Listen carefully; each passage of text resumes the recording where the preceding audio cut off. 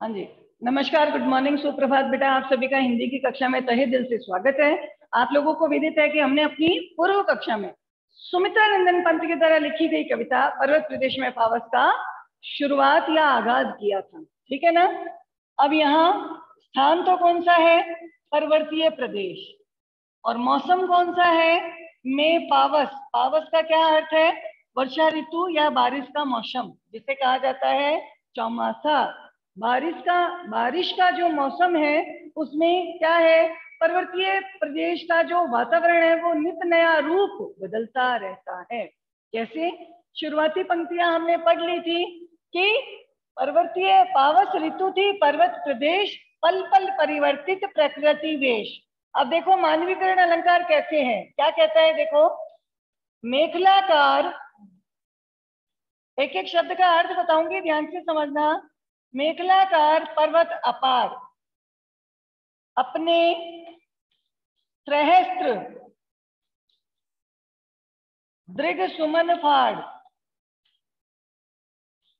अवलोक रहा है बार बार, अवलोक रहा है बार बार, नीचे जल में निज महाकार, नीचे जल में निज महाकार, जिसके चरणों में पड़ा ताल, जिसके चरणों में पड़ा ताल, दर्पण सा फैला है विशाल, दर्पण सा फैला है विशाल। अब ध्यान से सुनना और समझना। मैंने आपको कौन कौन से अलंकार बताए? अलंकार बताए अनुप्रास। अनुप्रास वर्ण की आवृत्ति होना, एक ही वर्ण बार बार आता है।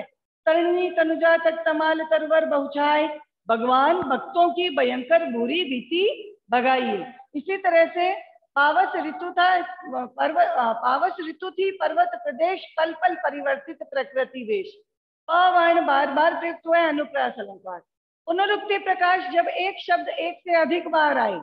पल पल दो बार आ गया, गिरी का गौरव गाकर झर झर दो बार आ गया। एक से अधिक बार आ जाए कोई शब्द तो आ जाता है पुनरुक्ति प्रकाश अलंकार। मैंने कहा मानवीकरण, जैसा कि अभी हमारे एक होनहार छात्र ने जवाब दिया कि मानवीकरण यानी किसी निर्जीव तत्वों पर सजीव तत्वों की क्रियाओं का आरोप कर दिया जाता है। यहाँ पे निर्जीव तत्व है पर्वत। अब पर्वत क्या है, कैसे फैले होते हैं, ध्यान देना।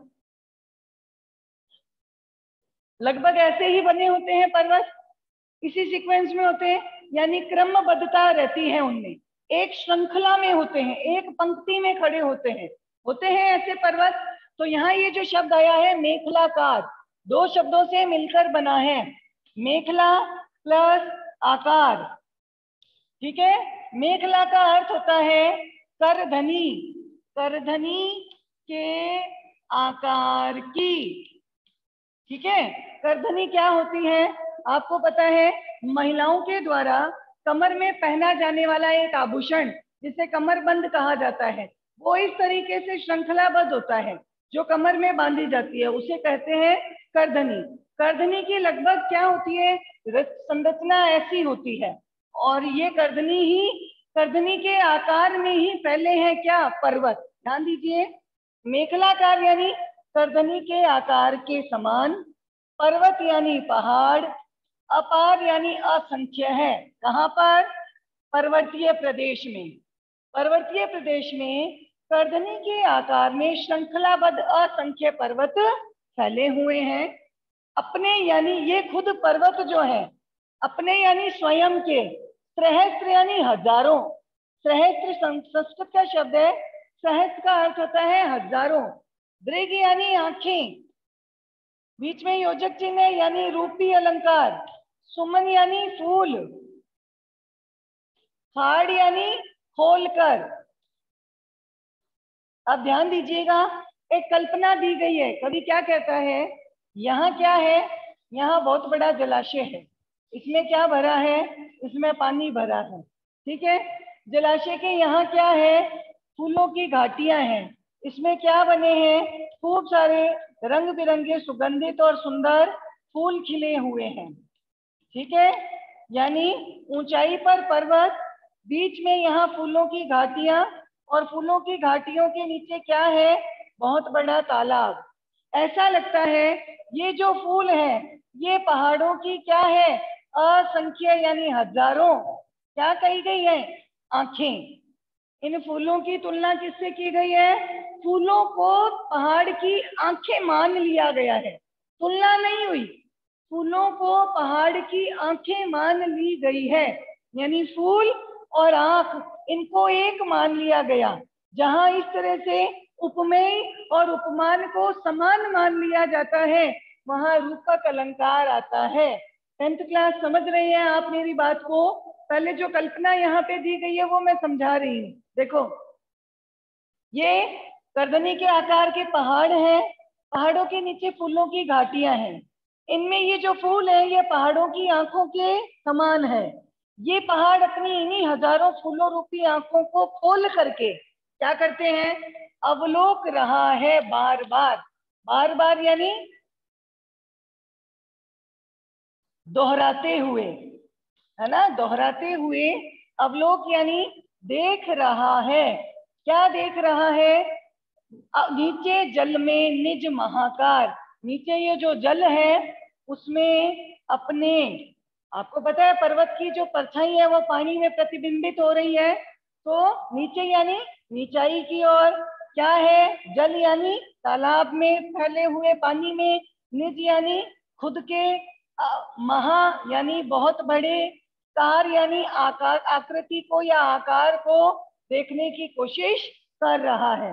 अब पंक्तियों का अर्थ समझो कि पर्वतीय प्रदेश में गर्दनी के आकार में असंख्य पहाड़ फैले हुए हैं और ऐसा लगता है कि ये पहाड़ अपनी हजारों फूलों रूपी आंखों को खोल करके नीचे के जल में, नीचे फैले हुए तालाब के जल में अपने महान आकार को बार बार देखने की कोशिश कर रहा है। पंक्तियों को थोड़ा आगे पीछे करके उसके अर्थ को समझने की कोशिश हमें करनी पड़ेगी। क्या कहते हैं? मेखलाकार पर्वत अपार, अपने सहस्त्र दृग सुमन फाड़, अवलोक रहा है बार बार नीचे जल में निज महाकार। जो पर्वत है वो गर्दनी के आकार में श्रृंखलाबद्ध खड़े हैं। वहां पर्वत पे जो फूलों की घाटियां हैं, फूल जो है वो इन पहाड़ों की हजारों आंखों के सदृश लग रहे हैं। यानी फूलों रूपी आंखों को खोल खोल कर नीचे यानी अपनी नीचाई की ओर फैले तालाब के पानी में निज महाकार, अपने बड़े आकार को अवलोक रहा है, देखने की कोशिश कर रहा है। तो देखना क्रिया किसकी है? सजीव प्राणियों की। और यहाँ पर पहाड़ क्या है? निश्चेष्ट है, निश्चल है और ये निर्जीव है। इसीलिए निर्जीव तत्वों पर सजीव प्राणियों की क्रियाओं का आरोप कर दिया जाए तो वहां कौन सा अलंकार आता है? मानवीकरण।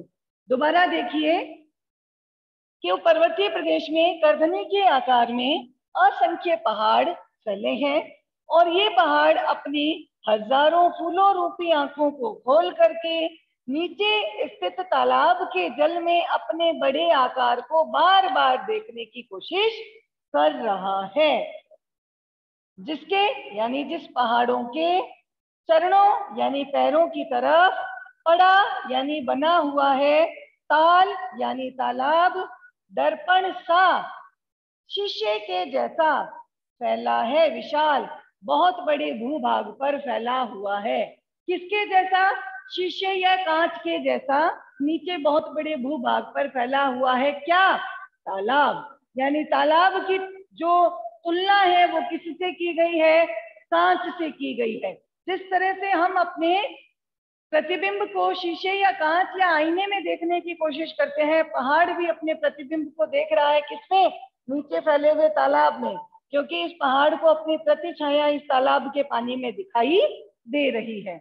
तो दोबारा से समझ लीजिए कि पर्वतीय प्रदेश में जो असंख्य पहाड़ हैं वो गर्दनी के आकार में फैले हैं और ये पहाड़ अपनी हजारों फूलों रूपी आंखों को खोलकर नीचे फैले हुए तालाब के पानी में अपनी बड़े आकार को बार बार देखने की कोशिश कर रहा है। इन्हीं पहाड़ों के पैरों की तरफ बहुत बड़ा तालाब है और ये तालाब कांच के समान, कांच के जैसा बहुत विस्तृत भूभाग पर फैला हुआ है। और उसी तालाब में पहाड़ अपने प्रतिबिंब को देखने की कोशिश कर रहा है। समझ आया?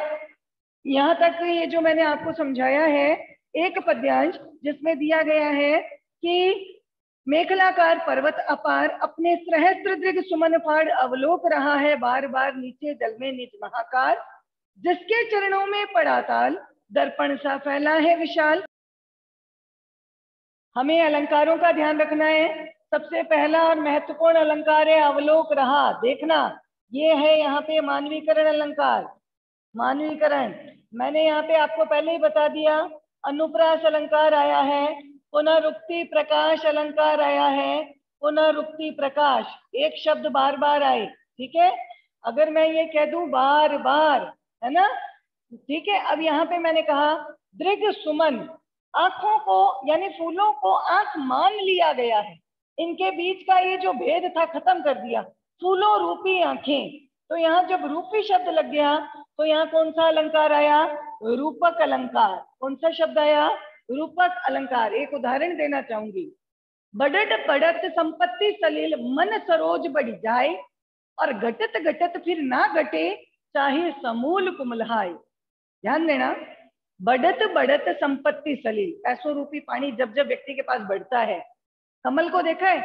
जब तालाब में कमल खिला होता है, पानी होता है ना, उस तालाब के पानी के स्तर से कमल का जो स्टेम है, ये तना है, वो थोड़ा ऊंचा रहता है। पानी में कभी नहीं डूबता कमल। जैसे ही तालाब में पानी बढ़ता है, कमल का तना अपने आप बढ़ जाता है, कमल उसमें ऊंचाई पर दिखाई देता है, यानी तना बढ़ गया। घटत घटत फिर ना घटे, और जैसे ही पानी घट जाता है तो वो तना अपने आप घट जाता है क्या? नहीं, बल्कि कमल ही जड़ सहित कुमलहा जाता है, गल जाता है, सड़ जाता है, मुरझा जाता है। इसी तरह से व्यक्ति के पास बढ़त बढ़त संपत्ति, व्यक्ति के पास जैसे जैसे धन पैसा बढ़ता है, मन सरोज बढ़ी जाए, मन की इच्छाओं रूपी कमल जो है और ज्यादा बढ़ता जाता है, इच्छाएं बढ़ जाती है। घटत घटत फिर ना घटे, पैसा कम हो जाए लेकिन इच्छाएं कम नहीं होती, चाहे समूल कुमलाए, चाहे इच्छा पूरी न होने की वजह से निराशा की स्थिति में आकर व्यक्ति मृत्यु का ग्रास बन जाए, लेकिन उसकी इच्छाएं कभी मरती नहीं है। उसी तरह से यहाँ संपत्ति सलिल, पैसों रूपी पानी, पैसों को क्या मान लिया? जल। मन सरोज, और मन को क्या मान लिया? कमल। जहां उपमेय यानी जिसकी तुलना हो रही है, उपमान जिससे तुलना हो रही है, दोनों को एक मान लिया जाता है। यहाँ फूलों की तुलना हो रही है, आंखों से तुलना की जा रही है, इन दोनों को एक मान लिया, फूलों रूपी आंखें। तो यहाँ पे कौन सा अलंकार आता है? रूपक अलंकार। ठीक है। दर्पण सा, जहां पर सा, सरिस, समान, सम, इन शब्दों का प्रयोग किया जाता है और बीच में योजक लगता है, वहां तुलना होती है। ध्यान देना बेटा, मैंने एक उदाहरण बोला, कोटि कुलिस सम वचन तुम्हारा। सम, तुम्हारी बातें करोड़ों कुल्हाड़ों के समान हैं। यानी अगर तुम किसी व्यंग्यपूर्ण बात को कहोगे ना, तो जिस तरह से लक्ष्मण ने, जो परशुराम जी का धनुष टूटा था, तो परशुराम जी ने लक्ष्मण और राम जी से क्या किया? तर्क वितर्क किया। वहां पर उन्होंने कहा कोटि कुलिस सम वचन तुम्हारा। राम जी शांत थे, लक्ष्मण जी ताना दे रहे थे, तो परशुराम जी ने कहा करोड़ों कुल्हाड़ों के प्रहार जैसे तुम्हारे वचन हैं। जहां पे तुलना होती है वहां तुलना की जाती है, तो वहां उपमा अलंकार आता है। कौन सा? उपमा। पीपर पास सरिस मन डोला। सरिस यानी पीपल के पत्ते के समान हमारा मन भी डोलता रहता है, चंचल है, इधर उधर भटकता रहता है। मन की तुलना की गई पीपल के पत्ते से। जहां तुलना की जाती है वहां कौन सा अलंकार आता है? वहां आता है उपमा अलंकार। तो यहाँ सभी को समझ आया? अनुप्रास भी है, पुनरुक्ति प्रकाश भी है, मानवीकरण तो मुख्य है, रूपक भी आ गया और उपमा अलंकार भी आ गया। समझ आ गया 10th क्लास? अब आगे की पंक्तियों की ओर बढ़ते हैं। आगे पंक्ति कौन सी है? देखो, पूरी कविता आप लोगों को भी अच्छे से याद होनी चाहिए। मेरे पास यहाँ अभी फिलहाल कोई बुक नहीं है बेटा। ये बुक मैं अपने पास इसीलिए नहीं रख रही क्योंकि ये एक एक पंक्ति जो है हमें क्या हो गई है? याद हो गई है। देखो क्या कहता है, गिरी, गिरी का गौरव गाकर झरझर। कौन सा वर्ण आ रहा है भाई? बार बार कौन सा वर्ण आ रहा है और कौन सा शब्द आ रहा है? गी, ग, ग, ग, ग वर्ण की आवृत्ति है, कौन सा अलंकार आ गया? अनुप्रास। और एक शब्द एक से अधिक बार आ गया, कौन सा अलंकार आया? पुनरुक्ति प्रकाश। गिरि का गौरव गाकर झरझर मद में नस नस उत्तेजित कर, मद में नस नस उत्तेजित कर, मोतियों की लड़ियों से सुंदर, मोतियों की लड़ियों से सुंदर, झरते हैं झाग भरे निर्झर, झरते हैं झाग भरे निर्झर। निर्झर किसे कहते हैं? निर्झर कहते हैं झरनों को। किन्हें कहते हैं? झरनों को। आप ध्यान देना, कल्पना क्या की? पहाड़ है, पहाड़ों में से यहाँ से क्या गिर रहे हैं? यहाँ से प्रवाहित हो रहे हैं झरने, ठीक है।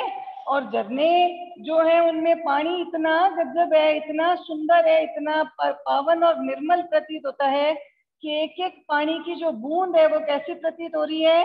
वो प्रतीत हो रही है मोतियों की लड़ियों के समान। कैसे प्रतीत हो रही है? मोतियों की लड़ियों के समान। पहाड़ों में से क्या निकलते हैं? झरने, है ना। क्या कहते हैं देखो कवि? गिरि यानी पहाड़ों के, पहाड़ों के, गौरव यानी गुणगान को, गुणगान या प्रशंसा, ठीक है, को गाकर यानी गाते हुए, झरझर झरने, झरझर यानी झरझर का स्वर करते हैं, झरझर का स्वर करते हुए गिर रहे हैं, करते हुए गिर रहे हैं। क्या गिर रहे हैं? आगे देखो क्या कहते हैं, मद में नस नस, मद का अर्थ होता है नशा, में नस नस, नस नस का अर्थ होता है एक एक नाड़ी, उत्तेजित यानी उत्साहित और उमंगित, उत्साहित और उमंगित करके बह रहे हैं, ठीक है। कैसा है? पानी इतना स्वच्छ, पानी इतना स्वच्छ और निर्मल है कि मोतियों की लड़ियों यानी मालाओं से भी ज्यादा सुंदर प्रतीत होते हैं। कौन? झरते हैं यानी ऊंचाई से नीचे की ओर गिर रहे हैं। गिरने की वजह से क्या हो रहा है? नीचे जैसे ही वो गिरते हैं वहां खूब सारे फैन यानी झाग उत्पन्न होते हैं। झाग से भरे हुए निर्झर यानी झरने पहाड़ों में से बह रहे हैं।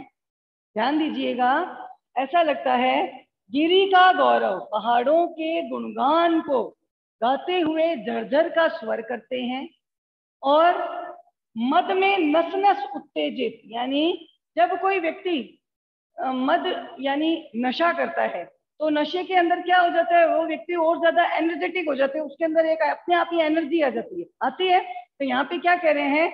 ऐसा लगता है कि पहाड़ों के गुणगान को गा करके झरझर का स्वर कर रहे हैं, और उनकी ऐसा लगता है जिस तरह से नशे के अंदर व्यक्ति की एक एक नाड़ी जो है उत्साहित और उमंगित होती है, उसी तरह से पहाड़ों पर से निकलने वाले झरनों के पानी में भी एक उत्साह और उमंग भरी हुई है, और उनका जो पानी इतना स्वच्छ और निर्मल है कि मोतियों की मालाओं से भी सुंदर प्रतीत होते हैं।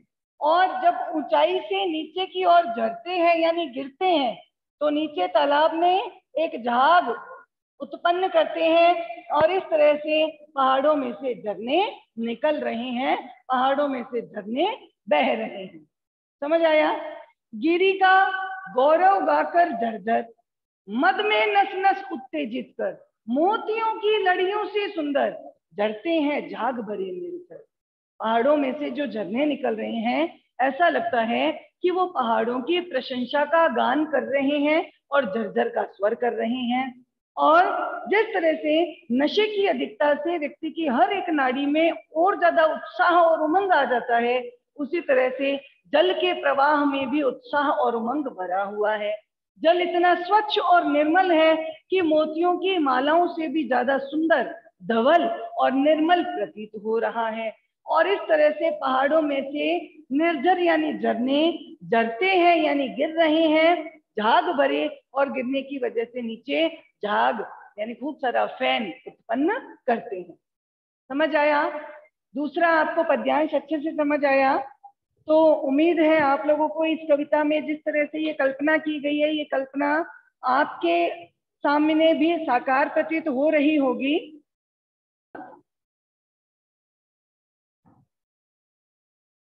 आपको पता है कि ये पहाड़ है, पहाड़ों में फूलों की घाटियां हैं, नीचे बहुत बड़ा सरोवर है, पहाड़ों में से ही झरने निकलते हैं जो सरोवर में झाग उत्पन्न करते हुए नीचे की ओर गिर रहे हैं। यहीं पर क्या है, यहीं पर खूब बड़े पेड़ हैं और ये वृक्ष पहाड़ों जितनी ऊंचाई तक फैले हुए हैं, पहाड़ों जितनी ऊंचाई तक फैले हुए हैं। अब इन्हीं वृक्षों के विषय में कवि क्या बताते हैं, देखिए कवि बता रहे हैं, गिरिवर के उर से उठ उठ कर, उठ उठ कर उच्चाकांक्षाओं, कौन सा है यहाँ पे, समास है, उच्च प्लस आकांक्षाओं, बड़ी बड़ी आकांक्षाओं, संधि भी हो रही है, उच्च आकांक्षाओं से क्या है वहां पे, तरुवर कैसे दिखाई दे रहे हैं, है झांक रहे, है झांक रहे नीरव नभ पर, क्यों झांक रहे हैं भाई आकाश में, अनिमेष, अनिमेष अटल पर कुछ चिंता पर, कुछ चिंता पर। ध्यान देना, मैंने अभी आपको बताया कि पहाड़ जो हैं, पहाड़ों की ऊंचाइयों को छूने वाले क्या है, वहां पे पेड़ उगे हुए हैं, और पेड़ भी कौन से, साल, हिंदी में आपने सुना होगा साल के वृक्ष, साल, शीशम, इस तरह के वृक्ष हैं। तो वहां पे जो ऊंचाइयों को छूने वाले वृक्ष हैं वो है साल के वृक्ष, साल के वृक्ष, ठीक है। तो देखिए क्या कहते हैं, गिरिवर यानी बड़े बड़े पहाड़ों के, और यानी हृदय स्थल पर, हृदय स्थल। अब यहाँ हृदय स्थल तो क्या मतलब है, पहाड़ों के धरातल पर या पहाड़ों के धरातल से उठ उठकर उठे हुए हैं, उठे हुए हैं, क्या, उच्च आकांक्षाओं से यहाँ पे तुलना की जा रही है, से सरिस समान सम, ये शब्द जहाँ पे आते हैं उपमा अलंकार आता है। तरुवर यानी वृक्ष, तरुवर यानी वृक्ष, बड़े वृक्ष, कैसे है वो, पहाड़ों की ऊंची इच्छाओं को प्रकट करने वाले, पहाड़ों की ऊंची ऊंची इच्छाओं के समान बड़े बड़े वृक्ष पहाड़ों के हृदय स्थल से ऊंचे उठे हुए दिखाई दे रहे हैं। दोबारा देखो, गिरिवर यानी पहाड़ों के, यानी के, और यानी हृदय स्थल से या धरातल से उठ उठकर उठे हुए हैं, उच्च आकांक्षाओं से पहाड़ों के ऊंची ऊंची इच्छाओं के समान तरुवर यानी बड़े बड़े वृक्ष वहां पर उठे हुए हैं या खड़े हुए हैं या लगे हुए हैं, यानी पहाड़ों के हृदय स्थल पर पहाड़ों की ही ऊंची आकांक्षाओं या ऊंची ऊंची इच्छाओं के समान बड़े बड़े वृक्ष, ऊंचाइयों को छूने वाले वृक्ष वहां पे खड़े हैं, वहां पे उठे प्रतीत होते हैं, वहां पे लगे हुए दिखाई दे रहे हैं। अब ये वृक्ष जो है उनकी ऊंचाई कितनी है देखो, हैं झांक रहे, झांक रहे यानी देख रहे हैं, नीरव, नी यानी नहीं है, रव यानी आवाज, जहां आवाज नहीं है उसे क्या कहते हैं, बिल्कुल शांत, नभ यानी आसमान की ओर, किस ओर देख रहे हैं वो, बिल्कुल शांत आसमान की ओर देख रहे हैं, क्यों देख रहे हैं देखो, अनिमेष, अनिमेष का अर्थ होता है बिना पलक झपकाए, जिसे निर्निमेष भी कहा जाता है। अनिमेष यानी वो पेड़ जो है झांक रहे हैं यानी देख रहे हैं, किसकी ओर, नीरव नभ की ओर, बिल्कुल शांत आसमान की ओर, कैसे देख रहे हैं, अनिमेष बिना पलक झपकाए। अटल, पेड़ कभी हिलते हैं क्या, नीचे उसका तना हिलता है क्या, अटल यानी बिल्कुल स्थिर, जो टलता नहीं है, बिल्कुल स्थिर, पर यानी लेकिन, कुछ चिंता पर, लेकिन थोड़े से चिंता मग्न दिखाई देते हैं। अब पेड़ों को किस बात की चिंता है भाई, पहले इसका अनुवाद दोबारा से देखो, पहाड़ों के हृदय स्थल से पहाड़ों जैसी ही ऊंची ऊंची इच्छाओं के समान बड़े बड़े जो वृक्ष हैं वो उठे हुए दिखाई देते हैं या लगे हुए दिखाई दे रहे हैं। इनकी इतनी ऊंचाई है कि ऐसा लगता है कि वो मानो शांत आसमान की ओर झांक रहे हैं या देख रहे हैं, बिना पलक झपकाए, स्थिर लेकिन थोड़े चिंताग्रसित दिखाई देते हैं। अब ऐसे पहाड़ों को क्या चिंता हो गई, उसके विषय में आगे की कविता में हम अध्ययन करेंगे। अभी तक मुझे लगता है कि थोड़ा बहुत आपको यूं समझ आया होगा कि कवि ने जो कल्पना की है कि पहाड़ हैं, पहाड़ों में फूलों की घाटियां हैं, नीचे बहुत बड़ा तालाब है, पहाड़ों में से झरने निकलकर नीचे तालाब में आकर मिलते हैं, झरनों का पानी बिल्कुल स्वच्छ धवल और निर्मल है, और वहां पर ही ऊंची ऊंची आसमान की ऊंचाइयों को छूने वाले वृक्ष विराजमान है। वो वृक्ष पहाड़ों की बड़ी बड़ी आकांक्षाओं को सूचित करते हैं। ये समस्त जो कल्पनाएं हैं वो हमारे भी स्मृति पटल पर वहां उभरने लगती है। इसे ही कहते हैं शब्द चित्रमयी शैली, जो खासियत है सुमित्रा नंदन पंत की लेखनी की। और अलंकार मुख्य रूप से आया है मानवीकरण, यानी प्रकृति के तत्वों पर मानवीय क्रियाओं का आरोप कर दिया गया है। तो 10th क्लास आज की कक्षा में इतना पर्याप्त है। मिलते हैं हम अपनी अगली कक्षा में, जिसमें हम आगे की कविता का भी अध्ययन करेंगे और प्रश्नोत्तर पर भी चर्चा करेंगे। धन्यवाद बेटा आप सभी का।